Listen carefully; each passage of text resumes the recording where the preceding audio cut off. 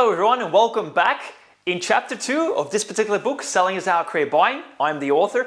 I'm going to walk you through my personal life story and particularly 5 key things that I've learned from starting up my own professional services firm in a new country as a migrant.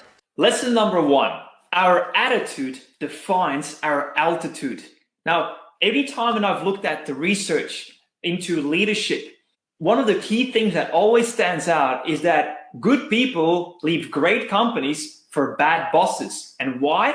Because their attitude sometimes can be very negative and detrimental. And so the opposite is true too. Great leaders attract great people and keep them, and they obviously are also working for great firms. And so our attitude defines our altitude. And so if you have a very constructive thinking style, if you are very embracive of differences, if you are very accommodating for different preferences, styles, and expectations, and the likes, well, of course, all of this is constructive. It's helping you in your career. It's helping you to attract greater clients. It's helping you to do business with more different people. And all of this is of course, of benefit.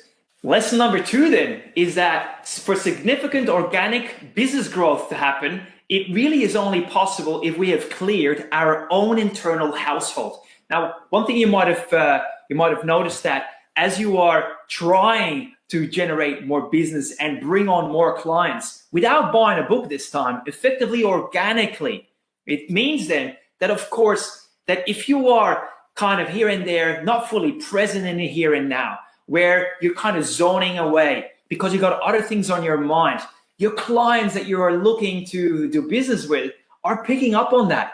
And the less presence we are, the more there's a gap between bringing the business on or losing it altogether. And if we look after our internal household and we clear up the path of negative thoughts and feelings, fear and frustrations, blame and guilt, and all this sort of negative sentiment, if we clear the space of that and we replace negative thoughts and thinking patterns with more positive, constructive, favorable ones, well, then, of course, everything starts to change for the better.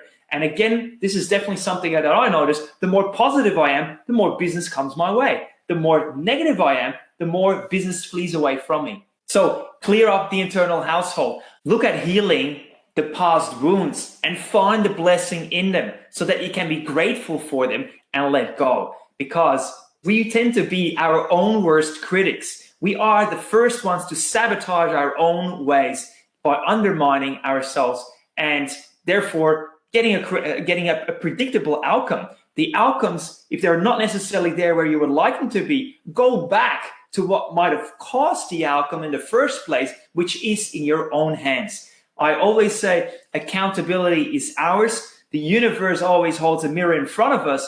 And if we don't like what we see in the mirror, well, guess what? We then have to really point the finger to us.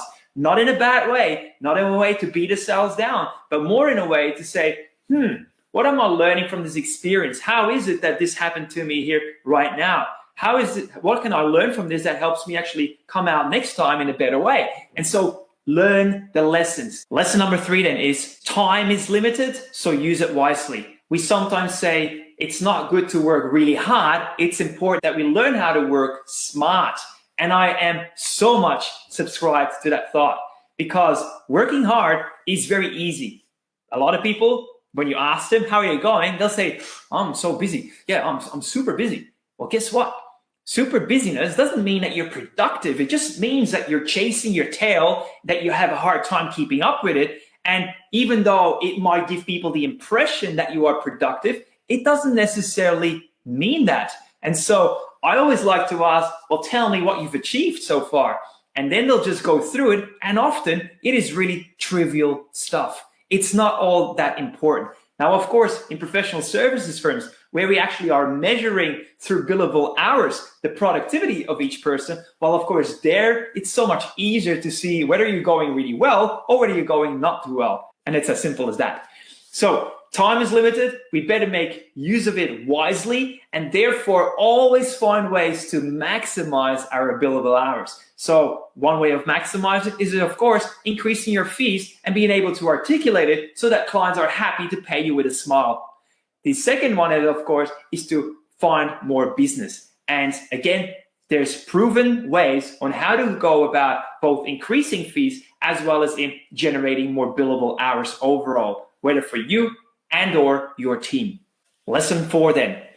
Weekly networking is mandatory to build visibility, credibility, and then profitability. And it's really in that very order. First, you need to be visible enough for the right people to see you and start liking you, then establishing your authority by demonstrating value through the credibility. And as soon as both of them have come together in a meaningful way for that particular client, well, then your profitability is guaranteed. And networking is really your ticket to success, whether it is in a physical meeting room where you are congregating with a lot of other people. But networking also means that you are visible on social media, that you are visible there where your next best client might go to. And so the question is, where are you spending your time networking, online and offline? And both of them are very important.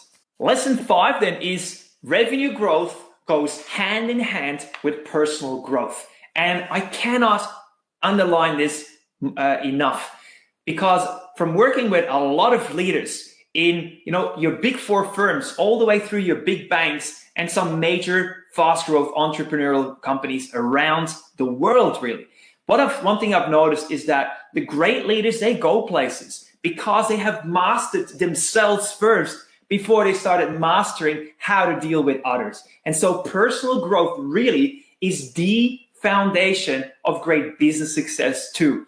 I can also say that it's the Achilles heel for some people as well. What do I mean by that? Well, if you might be super good at what you do, you might bill a lot of hours to your clients, you might have great successes in your career. Yes, you might have climbed up to the way of partner in a big 4 firm. Great, well done. At the same time, if your Achilles heel is such that your personal growth hasn't really caught up with you, and you have these sort of characteristics and traits that put people off, I'll really say it in those words, whether your peers, your staff, your clients, well, how long is success going to endure? It might be that your team screws up or drops the ball, but if you are somehow not necessarily allowing your personal growth to come along with you on the journey, well, then that will be your Achilles heel and it will undermine your performance sooner or later. And it's not a question of if it will happen, it's just a question of when it will happen. Personal growth is the very foundation of long-term, not just business success, but overall life success. You might have had really great days and years where you worked your butt off to manage yourself to get into a position of becoming partner. Well done. At what expense was it? Did your relationship have to suffer? Did you not see your kids at times? Did you kind of lose yourself along the way because you try to please too many others and it was at your own detriment? Well, guess what? Success is really a holistic concept. And so personal growth is relationship growth. It is personal growth. It is career and vocational growth. It is spiritual growth. It is financial growth. It is, your health and your well-being. Super critical, especially in days where we see that 4 out of 10 lawyers ever will be bothered by depression and anxiety and all sorts of psychiatric disturbances. Well, guess what? It's time for us to really embrace the whole lot of success and not just pursue 1 out of 6 or 7 facets that contribute to success. So if it is to be, it's up to me is a really good mantra to live by. So your personal growth is really the first thing that you always want to be on top of. And as long as you keep growing, everything around you will keep growing with you in a positive way. But as soon as you stop, or even worse, you go back, sooner or later, the outside world will reflect it to you. That's why there's such a great number of divorcees. That's why so many people struggle with their personal and emotional well-being. That's why people are struggling with being overweight and not fit, or having strokes and all these sort of very predictable outcomes that are just byproducts of long-term sustained behaviors that just let them there. And the opposite is true too. It's all a matter of the choices we make in the here and now. So as you are investing in your personal growth, guess what? Your life will also flourish as a result of it. All right, that was it for chapter 2. We're going to tackle chapter 3 in the next video. Until then, I would say give me a big thumbs up if you like this. Look out for the next video, and I'll see you soon.